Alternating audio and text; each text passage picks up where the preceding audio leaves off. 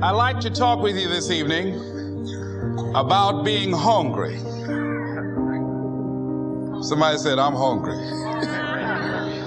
It is something I like to share some ideas and thoughts with you. I'm not asking that you believe anything that I say. I'm not asking that you agree with me. I'm merely asking that you stand on and in the conversation that we'll share with you this evening. And if there's something that I say that can fit and work for you, I say use it. If not, discard it and let it be. Is that all right? Yeah. Say, that's fair enough. Very good. All right. One of the things I have realized, and many of us have, that if you want something out of life, if you want to change yourself, if you want to acquire something, if there's some goal that you want to reach, that it's really not easy as some people will make us feel. That living your dream, changing your behaviors, overcoming negative habits, it's challenging. It's hard. That living alone is just very difficult. And once we begin to come to grips with the fact that living is difficult, life is very challenging. I heard a song once by a guy named Dimples called, If It Ain't One Thing, It's Another. I say to you, if it ain't one thing, it's 12 others. Always something. You will never ever have a problem-free moment in life. Somebody said, and I like this, that you either in a problem or just left one or headed toward one.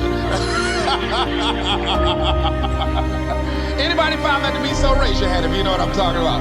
I mean, there's always something. So how do we begin to nurture that hunger? What are the characteristics or the qualities of people that are hungry? What will it take for me to get some of the things that I want? Being hungry for those things. Number one, you've got to work on yourself. It's very important that you engage in an ongoing process to develop you. Spend more time on yourself than what you've been spending. It's very important. You owe that to yourself. I was reading a book by Og Mandino called The University of Success. Read one line, gave me a chill. I didn't have to read anything else in the book. He said, many of us never realize our greatness because we become sidetracked by secondary activity. We spread ourselves too thin, don't know how to say no.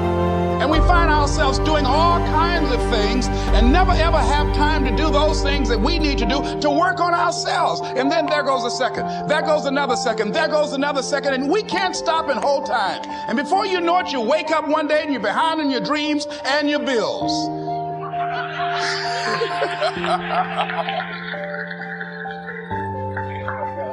So decide that you're going to take some time to work on you, that you deserve that from yourself, that your life deserves some prime time because you are creating your own production. As Michael Todd would say, you are the star of your show. You are the director. You're writing the script. And you will determine whether your life is a smash office hit or flop. You determine that. Working on yourself, talking to yourself. That's so very important. Overcoming the negative conversation, that inner dialogue is going on all the time, even when you don't want it to be there. You can't stop yourself right now from thinking. You can't do it. It's going on. And so learning how to empower yourself, part of doing that is standing up to yourself. You've got to stand up inside yourself sometimes and say, shut up. You've got to do this.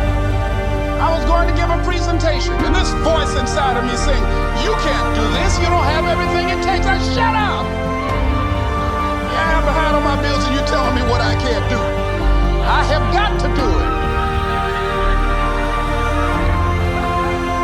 You'll get scared sometimes. Your mind will go blank on you. Some people you will allow to unnerve you, and you wonder, what's wrong with me? I'm not crazy.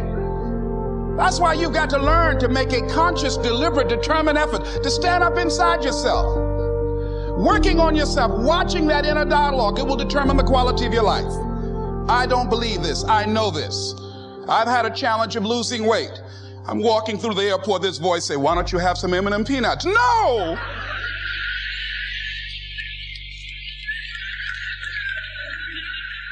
Well, just one. Then after you eat that, you might as well have a Snicker now, you sucker. I mean, it's challenging.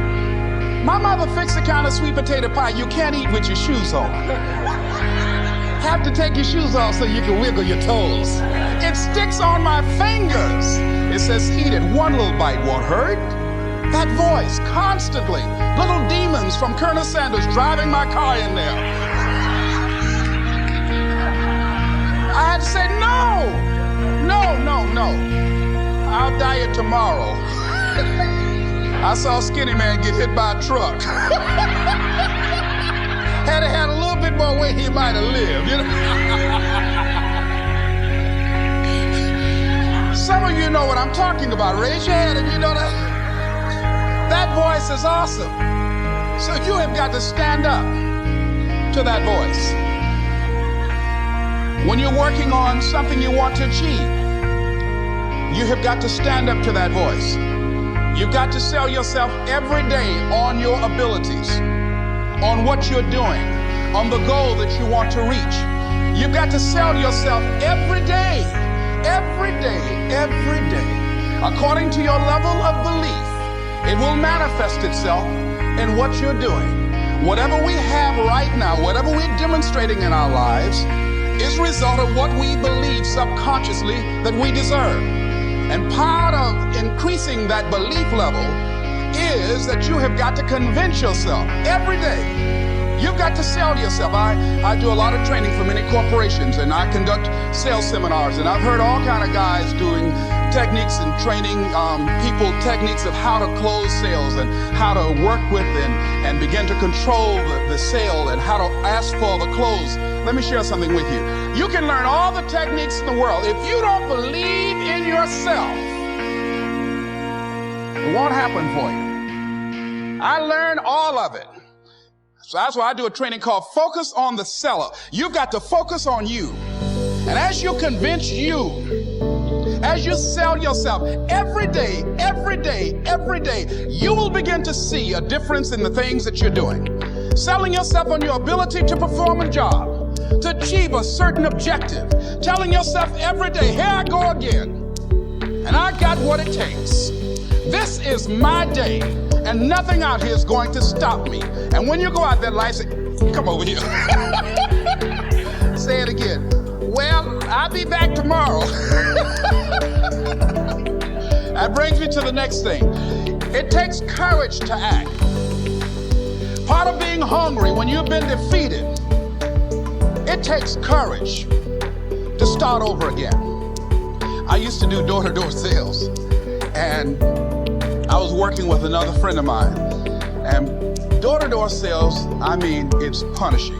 It's cruel and unusual punishment. And I was a little boy knocking on the door. Hello, would you like to buy a nice working television set? No money down? No! Bam! They slammed the door in your face. And a friend of mine that was working with me, they slammed the door in his face, and I looked back and he was going to the car. He said, I can't do this. And he sat down in the car and he said, you go ahead, I'll be here when you get back. Now he had a mother and father to take care of him. My mother was ill. I am a doctor. I was hungry. I had to go on. I learned something about myself. That when you step into your fears, somebody said, it was Winston Churchill, he said that courage is going from failure to failure without losing enthusiasm. When you step into your fears and continue to push yourself to go on, something happens for you. It will enable you to transcend yourself. I went to the next door. You like to buy a nice working television? No! Bam! Went to the next one. No! Bam! After a while, I no longer took it personal.